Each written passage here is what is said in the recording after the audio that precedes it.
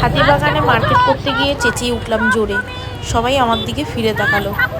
মনে হচ্ছে সপ্তমী। তোমরা কি বলো? ঠিক বললাম তো? তো যাই হোক, তারপরে ল্যাদ খেয়ে ভিডিও শুরু করলাম। দেখলাম কপালে কি লেগে গেছে, তাড়াতাড়ি করে মুছে নিয়ে ভিডিওটা শুরু করে দিলাম। এভরিওয়ান, আজকে আমরা যাচ্ছি হাতিবাগান মার্কেটে। তো চলো দেখি যাক, কিছু কিছু কেনার কিনবো। আমার নিজের জন্য না, বোনের মেয়ে ছেলে ওদের জন্য কিনবো। তো সেই জন্য তারপর আমার প্রাইভেট গাড়িতে উঠে গেলাম, নিজস্ব পার্সোনাল। পৌঁছে গেলাম লোকেশনে, ভিডিও করা হয়নি। যাই হোক, তোমরা তো দেখলে যে আমি হাতিবাগানে এসেছি। তো প্রচণ্ড দেখো, আজকে রবিবার সানডে বলে কথা, আর তেমনি গরম। এই যে এর মেয়ের জামা কাপড় কিনতে যেতে যেতে তারপরে একটু ভিডিও করে নিচ্ছিলাম। নেমেই আর ভিডিও করিনি, কারণ প্রচণ্ড গরম ছিল, সত্যি ভালো লাগছিল না। যাই হোক, কাজকর্ম সেরে একটু ফাঁকা হয়েছি, তাই জন্য আমি বললাম চলো, কিছু কেনাকাটিও আছে, তাই জন্য যেতে যেতেই ভিডিওগুলো করছিলাম। ভিড়টা তোমাদের একটু দেখাই, দেখো।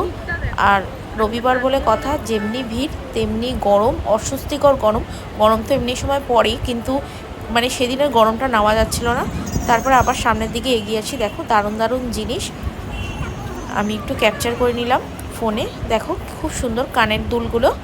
আর তারপরে এই যে এই দোকানটা পুরো সোনার গয়নায় ভর্তি।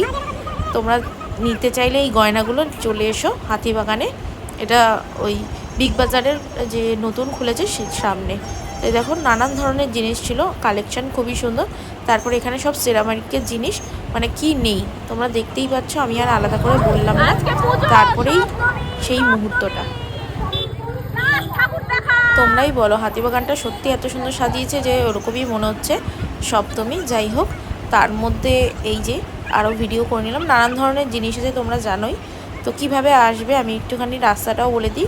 উল্টোডাঙার যে কোনো ট্রেন বা বাসে আসবে, উল্টোডাঙার নেমে ওখান থেকে অটো ধরে চলে আসবে। তারপরে এখানে ঠাকুরের জিনিস খুব সুন্দর সুন্দর, এই যে এই জায়গা থেকে আমি নিয়েছি সব বাচ্চাদের জিনিসপত্র। তো ভিডিও করা হয়নি, কারণ আমি একটু তাড়াহুড়োর মধ্যেই ছিলাম, আর শরীরটা খুবই ক্লান্ত লাগছিল, আর খুবই কষ্ট হচ্ছিল, জানি না কেন, হয়তো গরমের জন্য।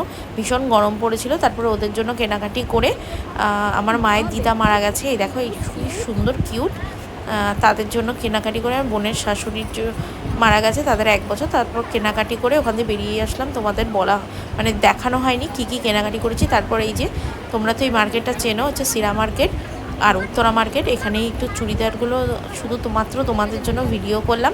যাই হোক, ভিডিও টিডিও করে ওখান থেকে আমরা বেরিয়ে পড়েছি। সেই ভিডিওটা আর করা হয়নি, কারণ খুবই শরীরটা খারাপ করছিল। তোমাদের আগেও বললাম, এখনও বলছি, যে সেদিন মারাত্মক একটা গরম পড়েছিল।